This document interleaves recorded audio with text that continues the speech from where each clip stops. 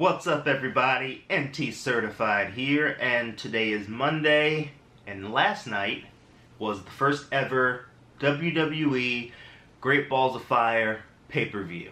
Now, I think it's a cool name, and a lot of other people hate it.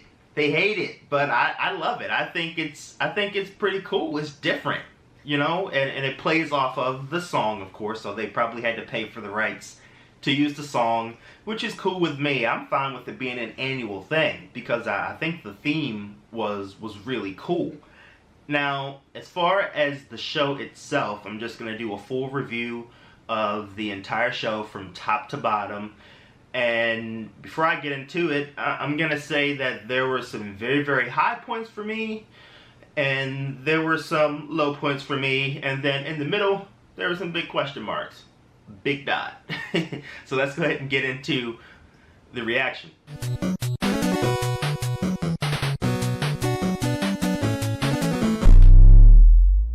First match of the night. WWE Cruiserweight Championship, Neville versus Akira Tazawa. The match itself, I believe, was very good. Tazawa is really great in the ring. He's very fluid, and Neville, as we know, Neville is amazing. He's on a completely different level compared to the other cruiserweights in the division. I felt like they had a really great competitive match, but there was no point in that match where I thought Akira Tazawa was going to beat Neville. No matter how many near falls they did, I never felt like Tazawa had a chance to beat Neville, and he didn't.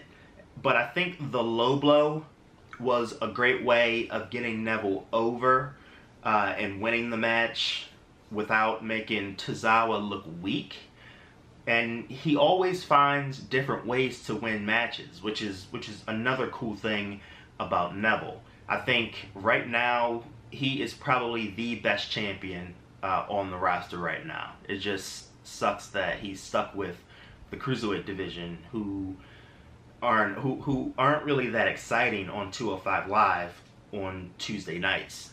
They need to merge them into the Raw roster and just mix them into, you know, everyone else, because at this point 205 Live is so bad. So the opening video was like a drive-in movie theater theme, and I like that. It's different, it's kind of gritty, and you know, they showed like the triple feature with the three main events. Banks and Bliss I did not think was a main event, but they billed it as one in the opening video, so whatever. We move it to the main show, and the first match on the card was Seth Rollins versus Bray Wyatt. I was surprised that that was the first match on the card. I was just hoping that they didn't start with The Miz and Dean Ambrose, and I was happy that they didn't, because they always kick off shows and it's kind of bland at this point.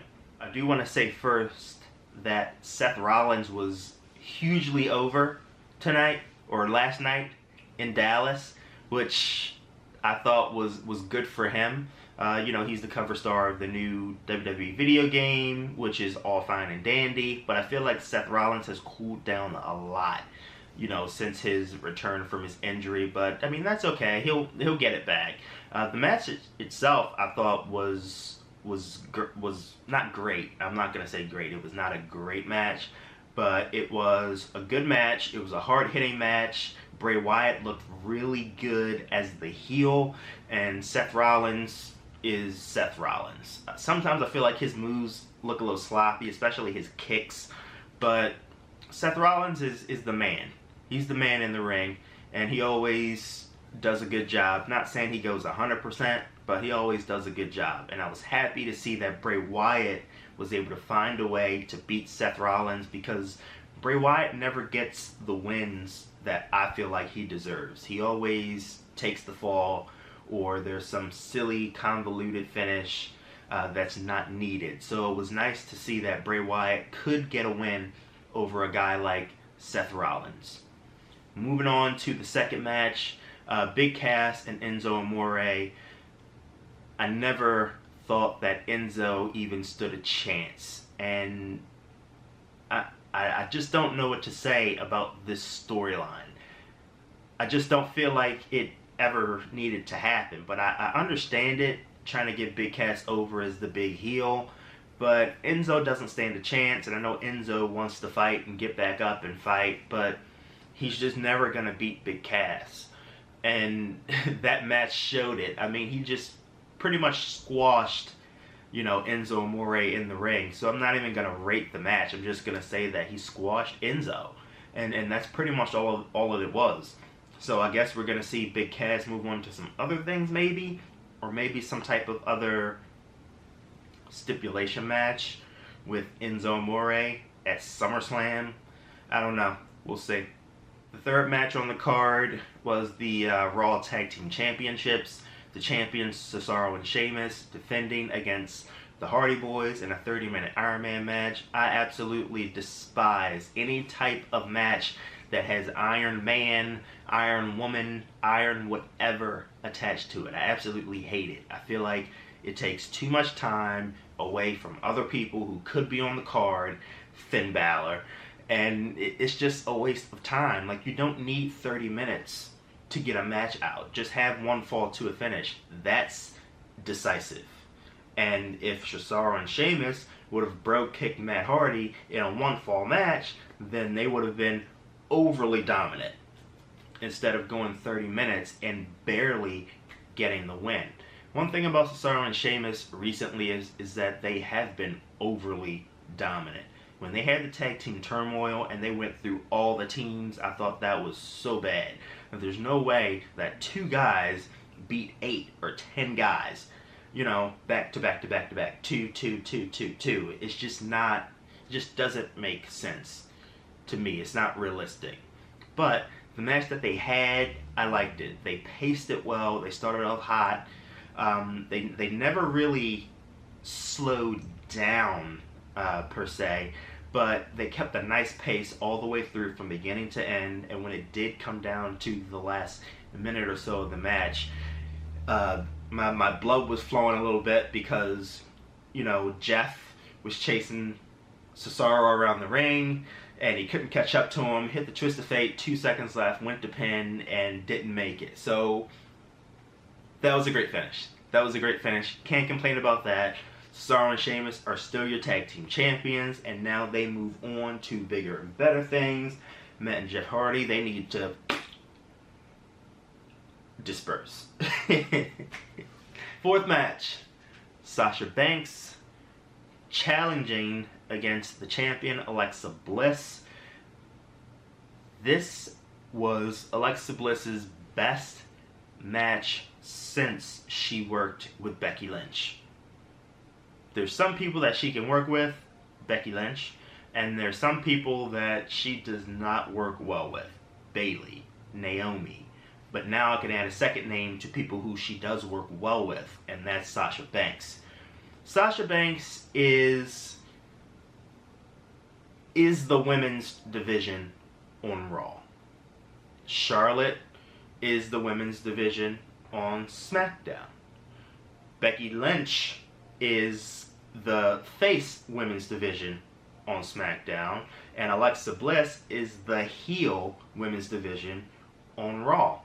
So those are your top women on both brands right now. I know Naomi's champion, but long term, I feel like Becky Lynch and Charlotte have SmackDown, and long term, Sasha Banks and Alexa Bliss have Raw. And I think that they work really well together. They did some pretty cool spots. It was good to see Alexa Bliss, you know, pack on the heat or, you know, be on the offensive for most of the contest. And I think Sasha did a really good job of selling. She always does. She takes some hard hits. And the count-out win was perfect.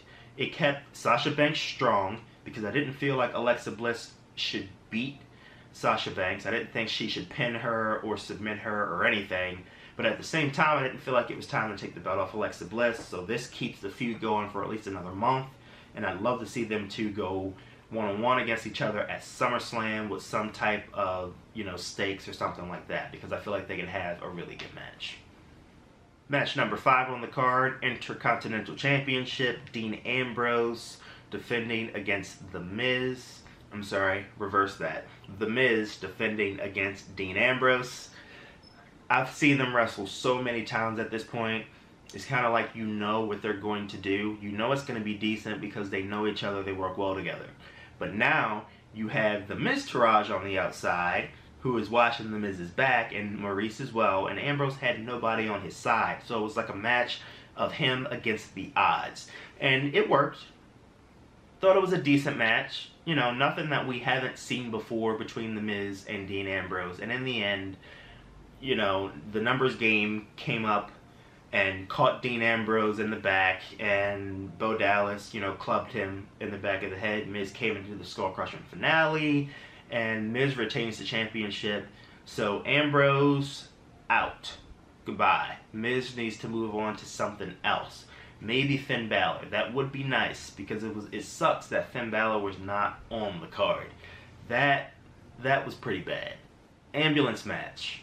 Braun Strowman versus Roman Reigns. This is one of the first pay-per-views that I've been excited for both main event matches, because typically I don't. And typically when it's Raw, I typically don't get excited about their pay-per-views because they tend to be weaker than the SmackDown side.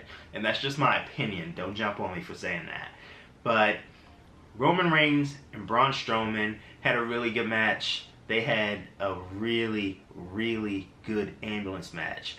And it felt personal because their storyline has been very, very personal. And they did some really good spots. It wasn't overly hardcore or overly physical, but just two big guys like that going at it. And Strowman is really believable as a strong character, and Roman Reigns is Roman Reigns. So whenever you put somebody in the ring against Roman Reigns on pay-per-view, it's going to be decent. Roman is decent in the ring. He really is. It's just that the people don't take to him because he's like the Raw Superman. He's the Raw John Cena at this point. But the match was good. And at one point, I really did believe that Roman was going to put Strowman in the ambulance. Awesome finish with him doing the spear into the ambulance and Strowman closing the doors. Like, Roman losing the match on his own accord instead of Strowman's accord, which keeps Roman looking strong. But the part after the match, when he did the attack, that was so overdone. It was so overdone, and not in a good way.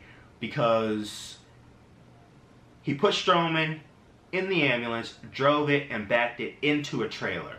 Okay, so when Strowman took Roman and shoved him off of the balcony or the cliff or whatever that landing was while he was attached to a stretcher, they put Roman in the ambulance, and then Strowman turns the ambulance over. They didn't do all of that extra business on Raw. They didn't show ambulance. Well, they did show the ambulance coming to grab Roman, but you didn't hear it in the arena. You didn't see the jaws of life coming to pull Roman Reigns out of the ambulance. You didn't see any of that. You didn't go and put an impromptu match in the ring, so they could wrestle in front of a crowd that's disinterested because they're looking at the screen to see what's happening to Roman Reigns up there. Like, it was just so overly done. Like, why would you do that for Braun Strowman, who's supposed to be the monster, but not do that for Roman Reigns, who's supposed to be like your franchise guy on Raw? I just felt like it was completely overdone, but I guess I get it. Making Strowman seem strong because he walked away, and then he said this weird thing. He was like, "Leave me alone." Like, who are you anymore? I don't know. I didn't like that at all. And it's not making me want to watch Raw to see what Braun Strowman does at this point. Next match was Heath Slater versus Kurt Hawkins. Impromptu match, while Roman Reigns was being tended to by the EMTs. Heath Slater won. On to the main event. Heath Slater is my main man, though. He is my favorite guy on the roster. But it was just a match. Nobody paid attention to it, and then I heard the announcement that Heath Slater won, you know, while they were looking at Roman Reigns, which was absolutely stupid for them to not catch the finish of a match, because Roman Reigns is more important than two guys who are contracted, you know, wrestling in the ring as well. Anyway, on to the main event. Brock Lesnar versus Braun Strowman. The other match that I was very excited about, and I came out not being too excited about it. Why? Because Brock Lesnar doesn't do anything. He does nothing in the ring.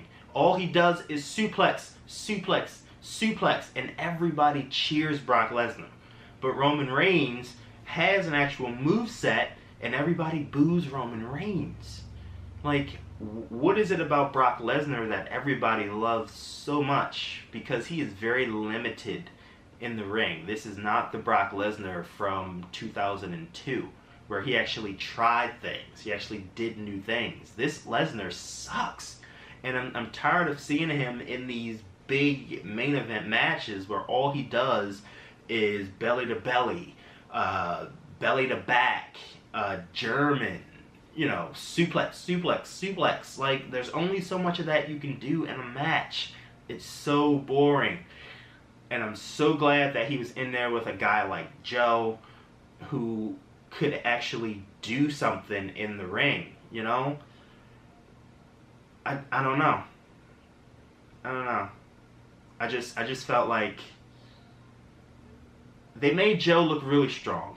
They really did. Joe did a great job in the ring. He got to hit a lot of his signature moves, but I don't know. I don't know. One F5 to keep Joe down was a little weak, in my opinion, because he put the Coquina clutch on Lesnar probably 3 or 4 times as Lesnar fought out of it. So, to me, you know, that just makes Lesnar look unnecessarily strong, and it makes, I don't know. I don't know what I want to say. I don't know what I'm trying to say. What I'm trying to say is that it made Lesnar look super strong, and then it made Joe look kind of strong because of the way that he took the fight to Lesnar. Now, I'm happy that the way Lesnar sold it after the match, unlike John Cena, who just pops up and like does his little silly thing. He did do a good job at selling it, and Joe I guess Joe just got caught, you know, and I can respect that. The match itself, I felt like it could have been better. Lesnar just doesn't do anything in the ring. You know, you just don't see anything cool from him unless it's throwing somebody through an entrance or throwing somebody through a barricade or something like that. And I just can't get with that.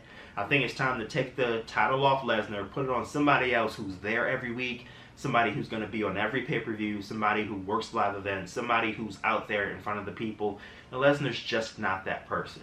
So, in conclusion, overall, I'm going to give Great Balls of Fire, I'm going to give it a B, because I felt like all the matches had built to it, with the exception of Slater and Hawkins, but I felt like every match was at least decent. There were no duds on the show.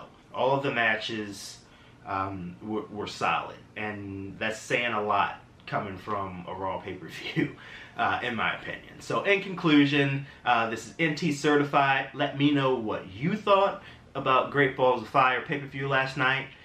As always, please like, comment, and subscribe to my channel. I'm always here talking about video games and wrestling and anything else that comes in my mind. Follow me on YouTube, here on YouTube. Follow me on Twitter, and follow me on Twitch. I'm always here. Thanks, guys. Peace.